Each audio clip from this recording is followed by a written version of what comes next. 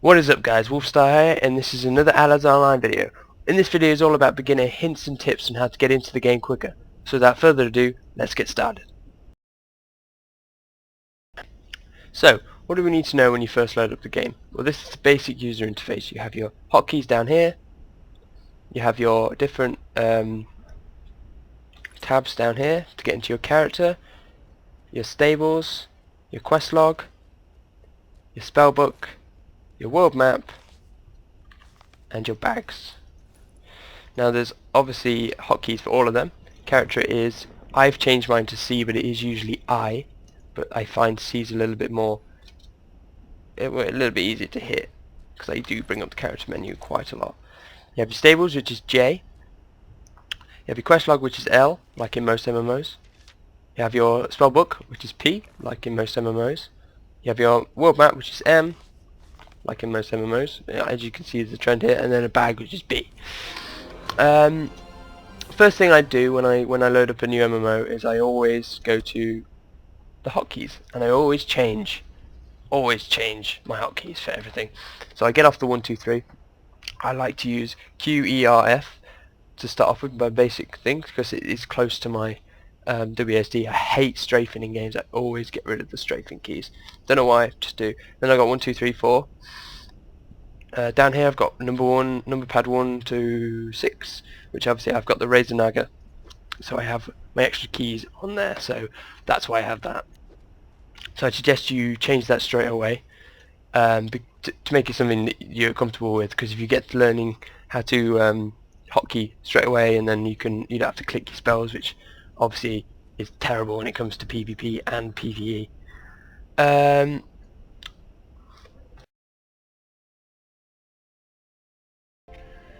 So the trade district, it has basic things such as the guild creation, which is just in here, up these steps here. Guild creation all in here. You've got I received a lot of quests from this building here, just outside where the cloth armor merchant is. This is the construction council agent, and there's also a quartermaster here, which you can buy things from gaining reputation with them. At the moment I stand at trusted. You can hit U to check your reputation. So as you can see, at the moment I've got trusted with the survivors and also trusted with Novigrad Construction Council. Also in here is, well, basically just quests in here. I find there's obviously a postal worker in here, and just a buttload of quests really, because that's what you want when you first come in. You need to pick up all the quests and do them all, because it just levels you a hell of a lot quicker.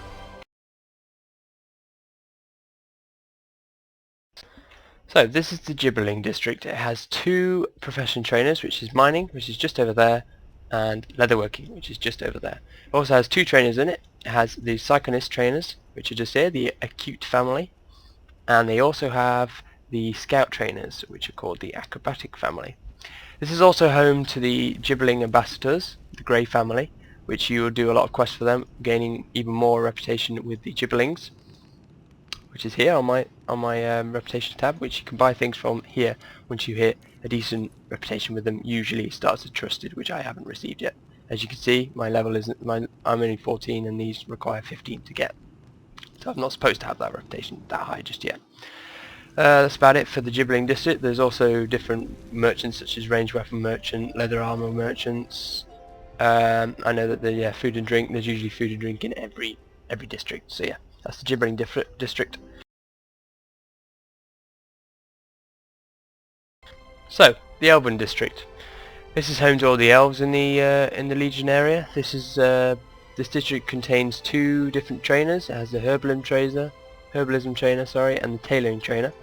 It also has the summoner trainer and the mage trainer, which is there.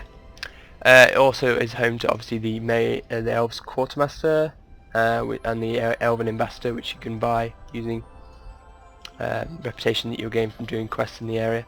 It also has the Master of Change, which means you can change your appearance for G-Potato points or boutique coins. Also have plenty of merchants such as staff merchants, cloth armor merchants, ring merchants. So yeah, that's about it for this area. Moving on. Right, the main square. This is the biggest out of the three. Out of the four, actually, sorry. It's got all the different trainers in, such as blacksmithing trainer, there's a disassembling trainer just over here. It also has the bank in it, which is here. Different sort of merchants, such as staff merchants again, dagger merchants, sword merchants. There's a guide in every single district, so if you're wandering around you still need to look around for them, the guide will have the quest for them. Also around the back there's a warden trainer, which is obviously interesting for me. There's also a warrior trainer. That's all that's around the back of here. As you can see in the middle there's a huge castle, which is obviously the main bulk of the place, which is where you can get a lot of quests from that lead into different areas of the map. There's also auctioneers here, which you'll be spending a lot of your time at higher level. As you can see, there's lots of high levels here just auctioning off stuff. There's also a refinery master there, another guide as you can see. Here's another important NPC in here, which is the church. You need to talk to this person to get your divine blessing.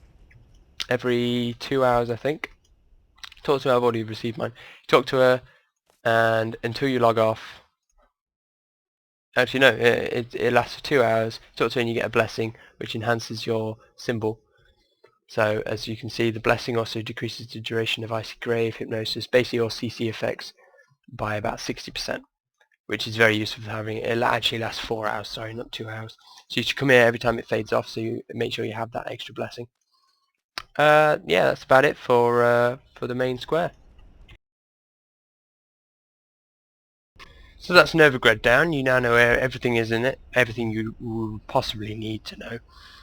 So what do you do from there? Well, as soon as, obviously, as you've been leveling through, you've been noticing that you've been receiving these chests of recruits, which is in the boutique section of your bag.